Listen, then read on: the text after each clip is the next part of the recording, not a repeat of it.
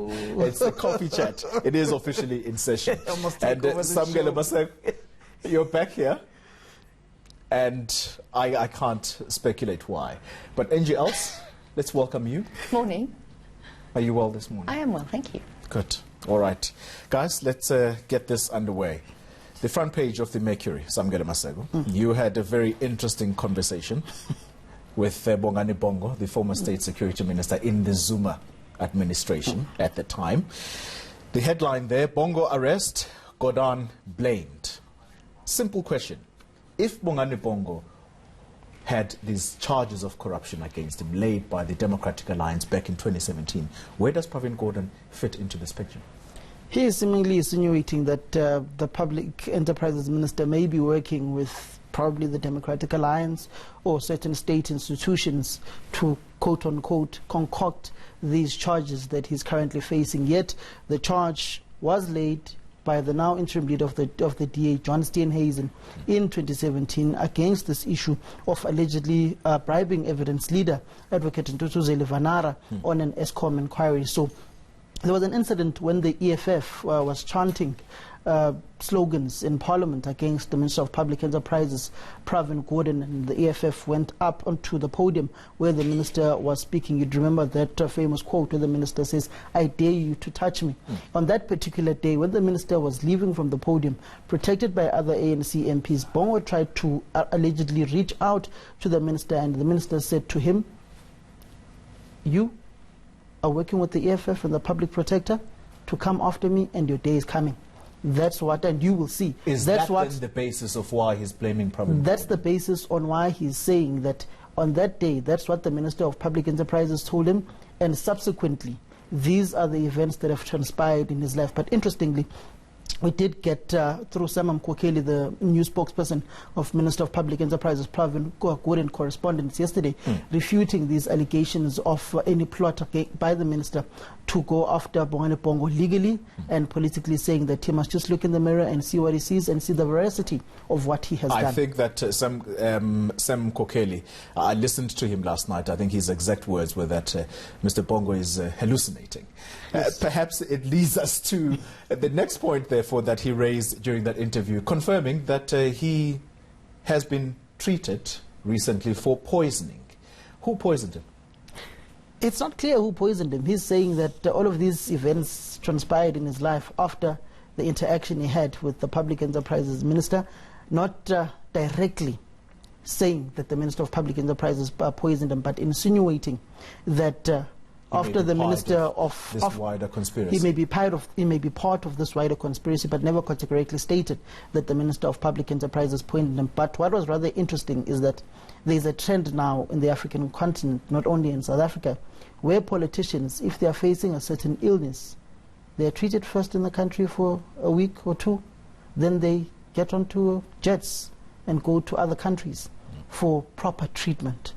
Bongani Bongo is not the first. Didi Mabuza has also been outside the country for treatment. Jacob Zuma has also been outside the country for treatment. Look, let's just be clear that the minister's spokesperson has again also refuted any claims that the minister may possibly be responsible for such poisoning. But I guess what's also very worrying for the ANC about what Bongo said last night are what he says are views in the ANC that still go along the lines of what he says is the CR17 side and the NDZ side, going to the Nazareth conference.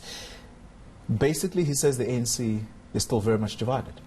He basically confirms what we have been reporting on, that the ANC still pretty much remains a divided organization, basically going and putting it to perspective that there is a battle between the 6th floor at Luthuli House and the 10th floor, which houses the office of the president and the deputy president, basically saying it's an all-out war, and that all-out war is not only at Luthuli House and the branches of the ANC in the regions, provinces, but it also escalates to the National Assembly, saying it's a very much divided caucus of the African National Congress that still sees through the lens of NDZ 17 and CR 17. But what is rather interesting is that you've got both of these two particular factions going to the ground and mobilizing their support for one another, going to the NGC of the ANC in next year, 2020, in July.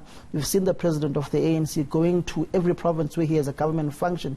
In the afternoons, he has an ANC cadres forum where he speaks directly and interacts with the branches of the ANC and explains the issues of unbundling of ESCOM, which is against ANC conference resolution of nationalization, and goes to the issue of the bringing in of private equity partners at SAA, which also doesn't speak to a conference resolution of the African National Congress, pretty much preparing the ground for the National General Council. Look, I suspect the president may possibly have noticed that something is afoot, and there's a reason why he's on the ground more frequently these days. Ange, let's have a look at the front page of the Daily Dispatch. Now, yesterday, a number of arrests took place. They include the very man we've just spoken about, Bongani Bongo. But in the Eastern Cape, it's people who were, as the headline goes, bust. And it's about 10 people who were arrested for an amount of over 600 million rand. And it's a toilet scandal, which includes former municipal managers and an MEC at that. Should we as a country get excited that law enforcement is finally starting to act? Well, on the surface, I like it a lot, don't stop. But yeah, one can't help but feel a little bit cynical as to where to from here, exactly what's going to happen. So this has been done now, all right, finish it. Exactly, and that's going to tell us whether the law enforcement agencies have solid cases that they're going to put forward before the courts. Samgala Masego, back to you. Let's look at the Mail and Guardian, the front page there. Very interesting. The main headline, Cyril plans reshuffle to assert control. And the fine print just below that, developing threats, Sisulu in firing line as new alliances take shape. Do we know if indeed this is what is afoot, a cabinet reshuffle? Because if this happens, there's a structure in the ANC called the Deployment Committee. Do we know if they perhaps could have sat and discussed this? One NEC member of the ANC asked me about 3 days ago, do we still even have a deployment committee within the African National Congress? I was like, but why are you asking me? You are the one who sits in the NEC. You're the one who sits in the NWC. So pretty much the ANC always says that reshuffles are a prerogative of the president, who then takes the ANC's top 6 into confidence on what he plans, where he sees the country going, and the ANC top 6 makes an input, and the final product becomes that of the ANC collective. The main point is that consultations are done by the president, although he has the final prerogative in government to place whoever he wants, wherever. The important element is that consultations are done. So perhaps this might or might not have happened, is it? This might have happened, this might have not happened, but what is certain is that it was definitely coming. If you look at the unveiling of Lindiwe Sisulu as a member of the ANC Women's League in the Free State, in the Adelaide and Oliver Regional Tambo lecture in the Free State that was delivered by Elias Sekhobela Makashule and Batabile Dlamini, it was clear that new alliances are forming.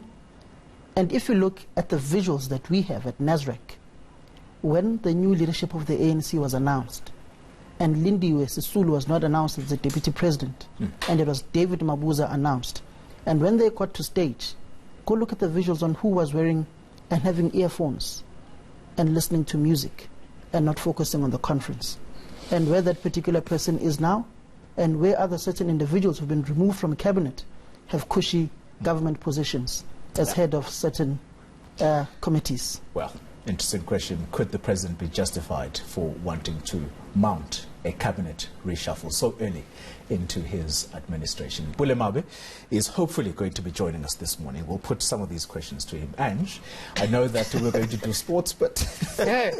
My head is spinning, frankly. Is morning drinking really still not acceptable? Anyway, you take care. Thank you, guys. Thank you very much, Samgala Masego and NJL.